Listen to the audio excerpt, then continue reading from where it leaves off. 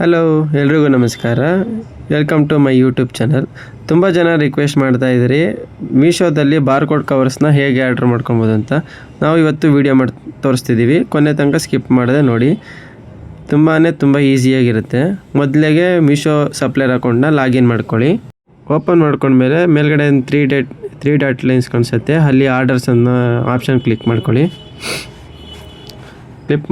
Click ಆದಮೇಲೆ ಇಲ್ಲಿ by barcode packets ಅಂತಿದೆ, ಅದನ್ನು ಸೆಲೆಕ್ಟ್ ಮಾಡ್ಕೊಬೇಕಾಗತ್ತೆ. ನೋಡ್ತಾ ಇರ್ಬೋದು, ಇಲ್ಲಿ ಡಿಫ್ರೆಂಟ್ ಸಪ್ಲೈಯರ್ಸ್ ಇರ್ತಾರೆ.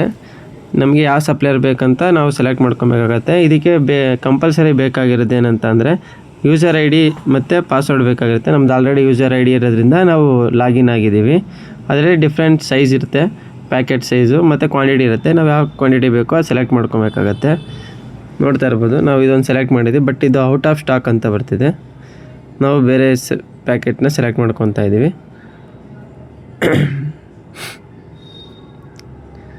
ಈ ಪ್ಯಾಕೆಟಲ್ಲಿ ಬಂದು ನಮಗೆ ಇದನ್ನು ಸೆಲೆಕ್ಟ್ ಮಾಡ್ಕೊಂಡಿರೋದ್ರಿಂದ ಇದಕ್ಕೆ ಮೇಜರಾಗಿ ಕೇಳೋದು ಪಿನ್ ಕೋಡ್. ನಮಗೆ ಬೇಕಾಗಿರೋ ಲೊಕೇಶನ್ಗೆ ಅವೈಲಬಿಲಿಟಿ ಇದೆ ಅಂತ ಚೆಕ್ ಮಾಡ್ಕೊಬೇಕಾಗತ್ತೆ. ನಮ್ಮ ಪಿನ್ ಕೋಡಿಗೆ ಅವೈಲಬಿಲಿಟಿ ಇದೆ. ಇದು 5 to 6 days ಬೇಕಾಗತ್ತೆ ಡೆಲಿವರಿ ತೊಗೊಳಕ್ಕೆ. ನೆಕ್ಸ್ಟ್ ಇದನ್ನು ಕಾರ್ಟಿಗೆ ಆ್ಯಡ್ ಮಾಡ್ಕೊಂಡು ಕಾರ್ಟಿಗೆ ಹಾಕೊಂಡ್ಮೇಲೆ ನೆಕ್ಸ್ಟು ನಮಗೆ ಕಾರ್ಟಲ್ಲಿ ನೆಕ್ಸ್ಟ್ ಬೈಗೆ ಪ್ರೊಸೀಡ್ ಮಾಡಬೇಕಾಗತ್ತೆ. ನೋಡ್ತಾ ಇರ್ಬೋದು, ಇದು ಕ್ವಾಂಟಿಟಿ ಮತ್ತು ಪ್ರೈಸ್ ಎಲ್ಲ ತೋರಿಸ್ತಾ ಇದೆ. ಪ್ರೊಸೀಡ್ ಟು ಚೆಕ್ಔಟ್ ಕೊಟ್ಟಮೇಲೆ ನೆಕ್ಸ್ಟು ಕೆಳಗಡೆ ಬಂದು ಅಡ್ರೆಸ್ ಕೇಳುತ್ತೆ.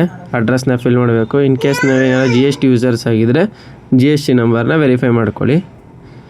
ಆಮೇಲೆ ಬಿಲ್ಲಿಂಗ್ ಅಡಿಷ್ನಲ್ ಇನ್ಫೋ, ಇದು billing address, alternate contact number, seller I D ಇದ್ದರೆ ಸೆಲ್ಲರ್ ಐ ಡಿ ಕೊಡಿ. ನಿಮ್ಗೆ ಇನ್ ಕೇಸ್ ಯಾವ್ದಾರ ಕೂಪನ್ ಇದ್ದರೆ ರಿಡೀಮ್ ಮಾಡೋದಕ್ಕೆ ಕೂಪನ್ ಐ ಡಿನ ಅಪ್ಲೈ ಮಾಡೋದ್ರಿಂದ ಡಿಸ್ಕೌಂಟಲ್ಲಿ ಸಿಗುತ್ತೆ.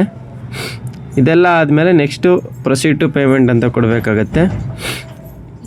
ಪ್ರೊಸೀಡ್ ಟು ಪೇಮೆಂಟ್ ಕೊಟ್ಟಮೇಲೆ ನಮಗೆ ಪೇಮೆಂಟ್ ಆಗಿದ ತಕ್ಷಣ ನೆಕ್ಸ್ಟು ಎಷ್ಟು ದಿನದಲ್ಲಿ ಡೆಲಿವರಿ ಸಿಗುತ್ತೆ, ನಮಗೆ ಡಿಪೆಂಡ್ ಅಪಾನ್ ಲೊಕೇಶನ್ನು ಇದೆಲ್ಲ ಟೈಪ್ ಮಾಡಿ ಆದಮೇಲೆ ಪ್ರೊಸೀಡ್ ಟು ಪೇಮೆಂಟ್ ಕೊಟ್ಟಮೇಲೆ ಬರುತ್ತೆ.